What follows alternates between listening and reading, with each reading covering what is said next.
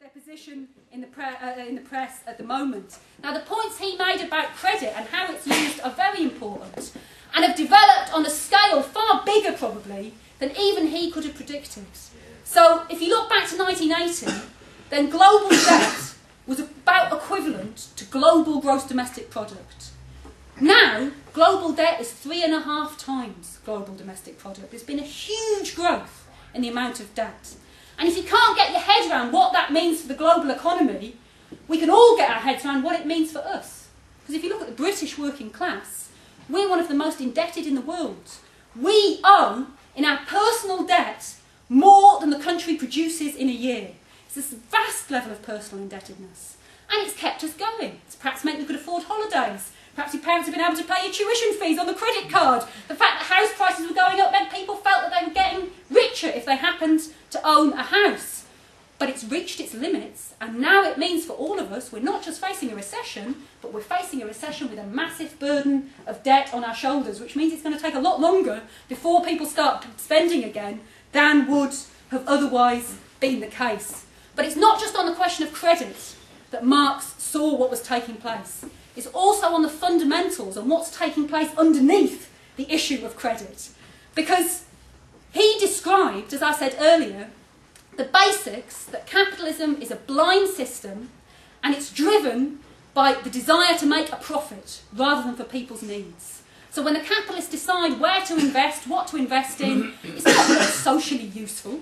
It's purely a question of how they can make a big profit. And the last 20 years are an absolute condemnation of modern capitalism. Because the reality is, the levels of investment in actually doing something useful, making things in industry, they're at record lows. And yet the capitalists have been making absolutely huge profits. But it hasn't been profitable for them to put that back into industry, into production.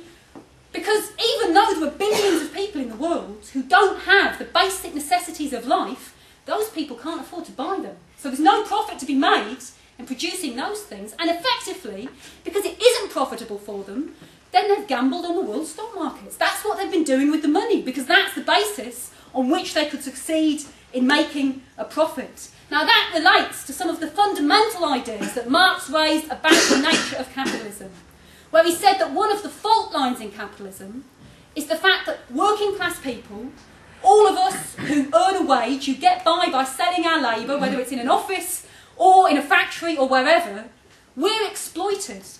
And the capitalists make a profit on the bait because they don't pay us the full value of that labour, of our work. But he also said that what that means is that we collectively can't afford to buy back the goods that capitalism produces, that we produce. Now, they get over that for whole periods of time in different ways. They've got over it in the last 20 years with credit cards. So we haven't been able to afford to buy a lot of what has been produced. But underlying that fault line in capitalism has actually been getting much worse. Because after all, think about what's taken place.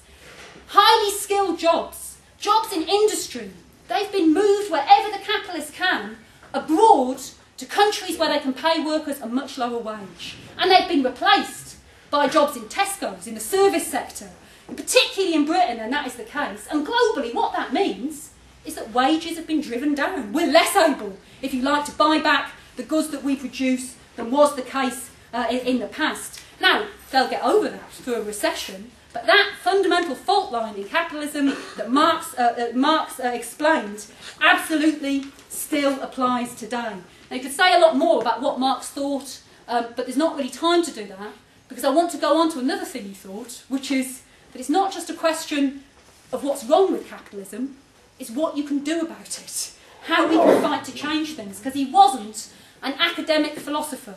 He saw his role of explaining the mechanics, the workings of capitalism to working class people in order to arm them politically to fight for a different, better world, a socialist world. So that's how Karl Marx saw his role. Now, what will socialists fight for in the current situation? I want to start with a few quite moderate seeming demands. For example, it's raised in the editorial of The Socialist this week, which I'd urge you all to buy if you haven't got it, about the question of regulation. Because all of a sudden, capitalism has discovered regulation. They think it's fantastic, and what's needed to sort the system out is more regulation. motivation. I mean, it's ironic. I was debating on Radio 2 the other week with this woman from this neo-Thatcherite think tank, and her answer was regulation. As if the neo-Thatcherites and the Blairites come to that, aren't the people who've been getting rid of regulation, of arguing it's the devil's work to regulate anything, and you had to let the market regulate itself. Now the market's in a great big mess, and they've suddenly decided regulation wouldn't be such a bad thing after all. But when they talk about regulation, regulation by who? Who's going to do the regulating? As it says in the Socialists, if you're talking about bankers regulating, well, you're talking about the robbers being regulated by their assistants, basically. It's not going to make any difference. We would raise, why shouldn't ordinary people get to look at the books of the banks? After all, the US Congress are looking at the books of the banks in order to give them a whole heap of cash in the US at the moment. Why not the American population?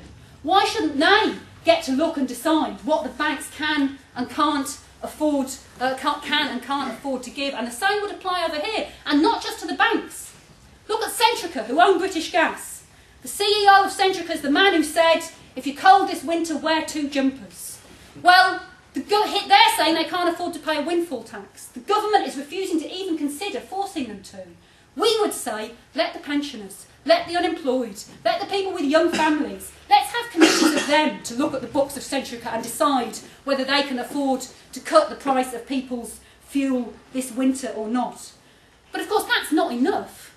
After all, we are pretty certain that Centrica would say no, the pensioners can't come and look at our books, you're not allowed to. And we would go beyond that. We'd also raise the question of nationalisation, of bringing those big companies into democratic public ownership. After all, we've had a little taste of nationalisation in Britain with the nationalisation of Northern Rock. The government nationalised it to stop it collapsing in the hope they'll be able to sell it back to the private sector in the future. So it's not what we would want. And let's face it, it really isn't what we would want. It's like giving nationalisation a bad name.